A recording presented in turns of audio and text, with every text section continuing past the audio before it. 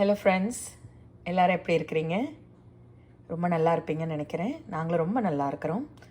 இன்றைக்கி நம்ம ஒரு புதுவிதமான ரெசிபி தான் பார்க்க போகிறோம். ஷிஷிட்டோ பெப்பர்ஸ் கேள்விப்பட்டிருக்கீங்களா? ஷிஷிட்டோ பெப்பர்ஸ்னால் அது ஒரு விதமான மிளகா. இதோ இப்படி இருக்கும். இது பார்க்க சாதாரண மிளகா மாதிரி இருக்கும், ஆனால் சாதாரண மிளகா இல்லை. இதை இங்கே ஷிஷிட்டோ பெப்பர்ஸ், இதுதான் அது. இது எங்கள் ஊரில் கிடைக்கும். இப்போ ஒரு கடாயில் 1 டேபிள் ஸ்பூன் எண்ணெய் விட்டுருக்குறேன். அந்த எண்ணெய் விட்டதுக்கப்புறம்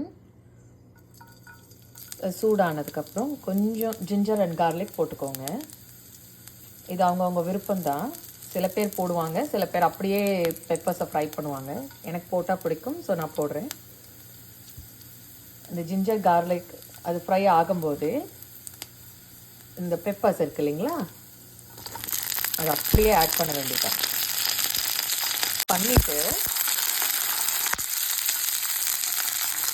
இது நல்ல 2 சைடு ரோஸ்ட் ஆகிற வரைக்கும் அப்படியே விட்டுருங்க. இப்போ நல்ல ரோஸ்ட் ஆகிக்கிட்டு இருக்கு. இப்போ கொஞ்சமாக உப்பு சேர்த்துக்கோங்க. உப்பு அண்ட் கொஞ்சம் லைட் சோயா சாஸ் நான் சேர்க்குறேன்.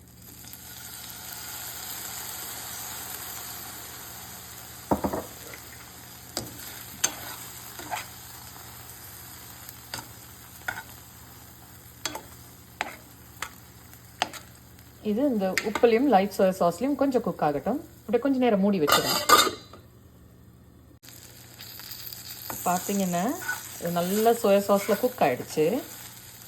உப்பும் போட்டுட்டோம். இப்போ கடைசியாக இதில் நம்ம நான் எள்ளு லேசாக வறுத்து வச்சுருந்தேன், அதை போட்டாச்சு. இதை இங்கே சம்டைம்ஸ் ஸ்டார்டராகவும் சைடில் வச்சுருப்பாங்க, பார்ட்டி ஸ்நாக்காகவும் வைப்பாங்க. இது இப்போ நம்ம சர்வ் பண்ணிடலாம்.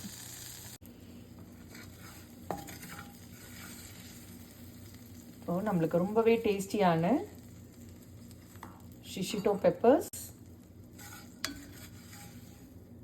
ஃப்ரை ரெடி ஆயிடுச்சு. இதை நீங்கள் ஃப்ரைட் ரைஸ் சைடில் கூட வச்சுக்கலாம், இல்லைன்னா ஜஸ்ட்டு ஒரு பார்ட்டி ஸ்நாக்காக கூட இதை சாப்பிடுவாங்க இந்த ஊரில். நல்லாயிருக்கும். நார்மல் மிளகா மாதிரி ரொம்ப காரமாக இருக்காது, பட் ரொம்ப ஃப்ளேவர்ஃபுல்லாக இருக்கும். இது யூஸ்வலாக எப்படி செய்வாங்கன்னு நான் காட்டியிருக்கிறேன். நம்மளோட நெக்ஸ்ட் வீடியோவில் நம்ம ஸ்டைலில் எப்படி செய்யலான்னு பார்க்கலாம். தேங்க்யூ.